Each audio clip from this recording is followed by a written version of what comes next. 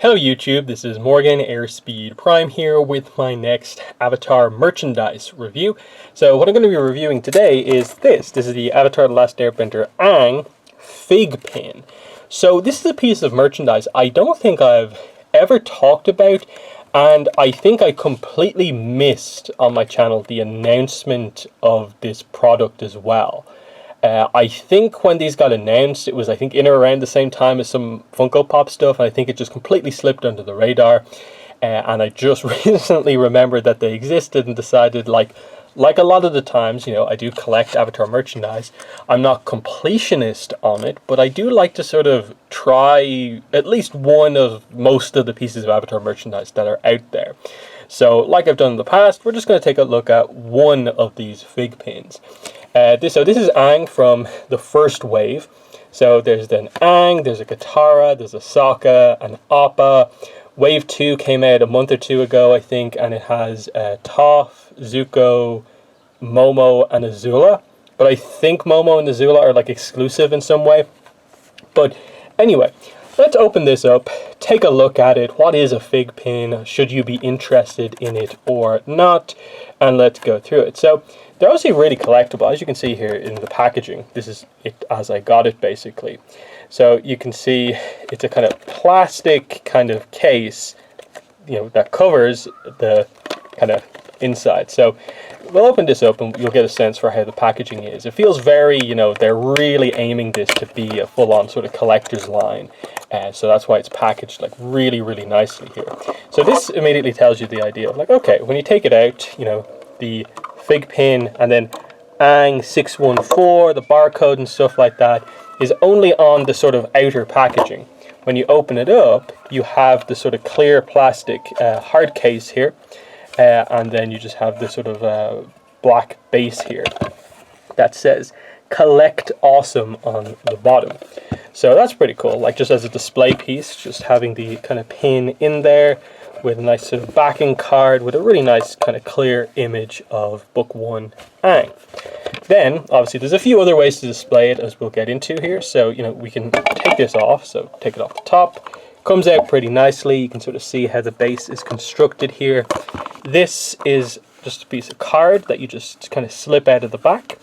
And as you can see here, it just says FiGPiN, ATLA. And the back, a little bit like a trading card, which is kind of cool. We have Nickelodeon, Aang 614, FiGPiN. It's nice. It feels like a nice trading card. It's nicely printed. It's reasonably thick. So it's something to sort of look after along with the pin. So here's the pin sort of, you know, out of the kind of packaging. And you get a sense for like, okay, this is what's going on here. And again, this is sort of how customizable it is. Even this bit here, you can see it's a clear piece in the black base. You can take this out, and you can see it just kind of slots in there. When you first get it, there is a little bit of sort of kind of a sticky thing to sort of keep it in place, but you can take it out and it still kind of snaps in and holds itself in pretty nicely. So that's pretty cool overall. So if you don't want to do it that way, you know, for some of the pins, you can stand it up like that, as you can see there. So that's another way to do it if you just wanted to sort of have a little bit of a stand on its own out of the having to have the really sort of tall packaging with the black base and so on. I think it actually looks quite nice sort of just there out there on its own. And we'll look at the detail here. Obviously it is a pin, as we'll see here. So if we just take it off the sort of base, again, it shows you how many pieces there are to this. So here's the stand bit, as you can see here. And you can see there's a few different sections here, so it obviously fits the different pins. Not all of them are sort of orientated in the same way. So this allows you to sort of switch it up if you want. You can have the stand be at sort of like slightly different levels, you know, depending on what way you want it. So that's kind of cool. But it gives you a sense for like this is the kind of back of it as well. So you can see here it's kind of nicely constructed, FiGPiN. It's got all the sort of details in there. You did get a code here. There's an app where you can you know, store your collection and stuff like that. So there's a unique code for Aang, which I've already sort of redeemed. But this gives you the sense for like, it's a figure, it's a pin, but does it work as a pin? yeah, because if you just put this thing back on without this stand, it's just a pin. Now, obviously, these kind of bigger, kind of tall pins and stuff like that, how often do you use them, I suppose, as a normal pin? It's quite thick at the back to maybe use as like a pin on clothing, but on a bag or something like that, I guess it works. And you can see here the detail is really nice. It's a nice image of Aang. It feels kind of really kind of modern, kind of newish, and it's really kind of nicely kind of done on this sort of metal kind of pin base. They chose a nice image of Aang, you know, with the, you know, the staff out. It's a nice expression for Aang. Gets across his book one design pretty nicely overall. So that's pretty cool. And if you want to, you can like make it stand up like that. The reason this is like that, obviously, is so, you know, the way you take it off is basically you pull it out like that. But it also sort of serves as a little bit of a sort of secondary stand as well. You can have it just stand like that if you don't want to have even this base on it as well. So that's another way to do it. If you got like more of the characters to have just a little bit of a, I suppose, a diorama that wouldn't be distracted with all this other base stuff going on, I think it looks, you know, kind of nice just on its own. So it's pretty cool. The pricing on these is, I suppose they're a little bit expensive for what they are. The retail price on them seems to be about $15 each, which is rather expensive, and you can tell they're definitely priced as if they're, you know, pretty high-end collectibles. Now, let's bring in some sort of comparisons here. So this is a Zen Monkey Studios pin. This is the Aang one that I got. Now, you can see in terms of this is kind of a little bit taller. I think this is like, what, 10 or so, I think is how much the Zen Monkey Studios pins costs. And this one obviously is 15. I definitely say the quality is better on these because, like, it's, as you can see there, it's thicker. The kind of pin attachment at the back is kind of, you know, better, nicer. And then it obviously has the dual functionality of being able to stand up like a kind of figure on its own. And it comes with quite a lot of extra stuff in terms of the stand and the box and so on. Whereas obviously Zen Monkey just comes on a piece of card and then it's in a little plastic thing.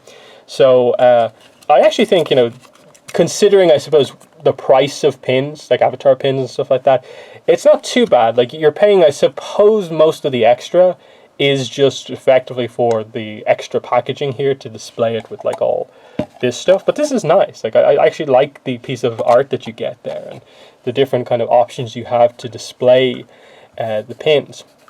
Because the thing is that, like, the action figures, like, this is meant to serve the dual purpose of being a action figure and a pin.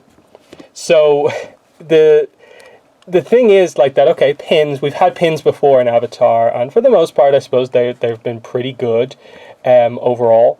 But action figures, like, you know, the discussion around them hasn't been, you know, perfect. You know, there's been criticisms out there about action figures because, you know, it's a 2D show in traditional animation, so it's kind of tricky at times to apply those designs in plastic, and not a lot of it has worked out all that well in the grand scheme of things. So, like, here's the Diamond Select Book 1 Aang, and look at that face. The look of the character is sort of there, rather accurate in terms of the colors and stuff like that. But look at the wide open mouth and expression and stuff like that. The fact that this piece here is really locked into place, that it's nice and it's okay, but it's not really all that usable as an action figure. So I can definitely see the appeal of something like this, of having a display piece, a figure that is a piece of art, kind of to made look like a kind of figure.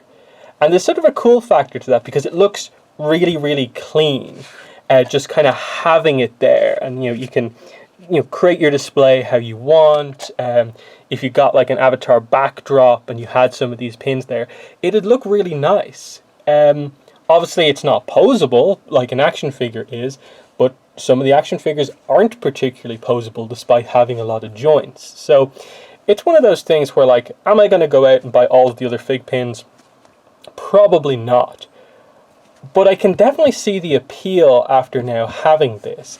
And the final comparison, I think, is going to be with this, which is, I think, one of the last pieces of Avatar merchandise I reviewed, which was the Avatar Funko Pop pin, which is kind of the same type of thing, where, yes, it's a pin, but it's such a big pin, but it has a stand built into the back. So it's also basically a fig pin. It serves that dual purpose of being a pin as well as a kind of display piece on its own. Obviously, the difference here is that not everyone likes the Funko Pop aesthetic, whereas this obviously is really accurate, clean art. So if you like the concept of this, this is probably it done the way that you want it. Now, the pricing is kind of similar, I think, between these two, if I remember correctly.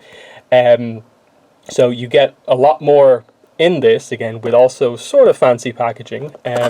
So it's up to you about, like, regards to pricing and stuff like that, how exactly you view it, how exactly you value it. But for sort of just getting this sort of on a whim, I was kind of impressed with the way the first fig pin kind of looked. And, you know, I suppose as we go into the future, like, if I see some of the other ones for maybe a little bit cheaper, I wouldn't mind picking up, like, the Katara, the Sokka, the Appa.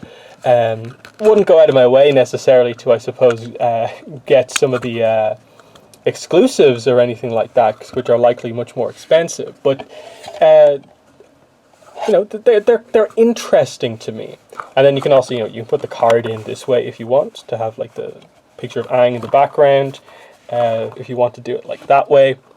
So kind of cool, just that there's, like, a few different display options with these. Whereas it kind of initially seems like, oh, you either display it in the box or you take the pin out and use it as a pin.